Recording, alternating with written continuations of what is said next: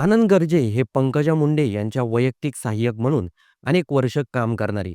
राजकीय क्षेत्रात त्यांची ओळख भक्कम होती. काही महिन्यापूर्वीच त्यांचा विवाह डॉक्टर गौरी पालवे यांच्यासोबत मोठ्या थाटामाटात पार पडला.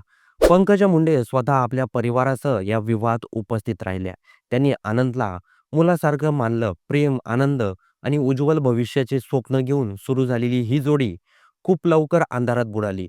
विवाहानंतर काही दिवसातच गौरी यांच्या मनात शंकेचं बीज रोवलं गेलं. आनंद गर्जेंच्या बाहेरच्या संबंधाच्या गोष्टी तिच्या कानावर यायला लागल्या. भांडण सुरू झाली.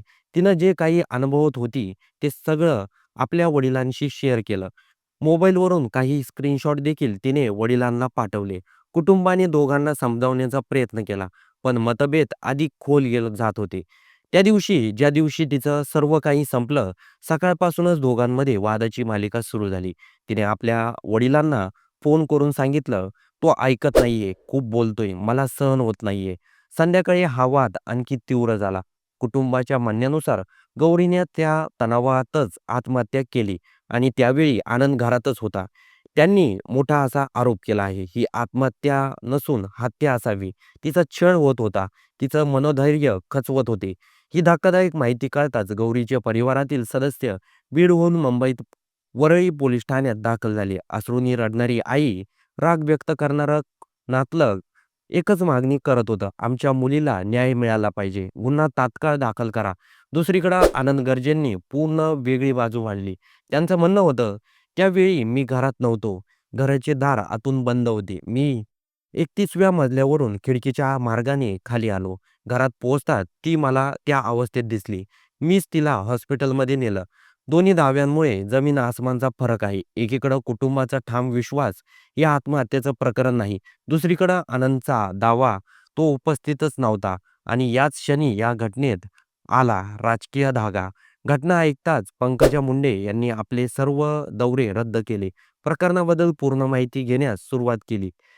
गौरी मध्यवर्ती मुंबईतील KEM हॉस्पिटलमध्ये कार्यरत डॉक्टर, स्वप्नाळू मुलगी, आयुष्य उभा करण्यासाठी डॉक्टरकी शिकलेली, विवाहानंतर सुखी आयुष्य जगू पाहणारी.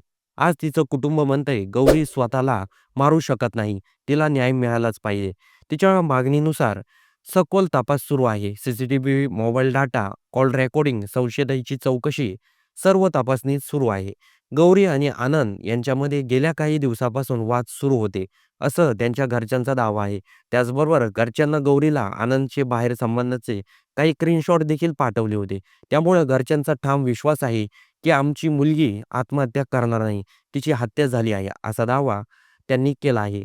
आता या प्रकरणामध्ये पोलीस तपास करत आहे. त्याचबरोबर या प्रकरणामध्ये पंकजा मुंडे यांचे आनंद गर्जे हे पीए असल्यामुळे या प्रकरणाची संपूर्ण महाराष्ट्रामध्ये चर्चा सुरू आहे. त्याचबरोबर पोलिसांचा तपास या प्रकरणाबद्दल सुरू आहे. त्याचबरोबर सत्य समोर लवकरच येईलच. पण तुमचं या प्रकरणाबद्दल काही मत असेल तर कमेंट बॉक्समध्ये नक्की नोंदवा आणि व्हिडिओ आवडला असेल तर सर्वात आधी चॅनलला सबस्क्राईब नक्की करून जा.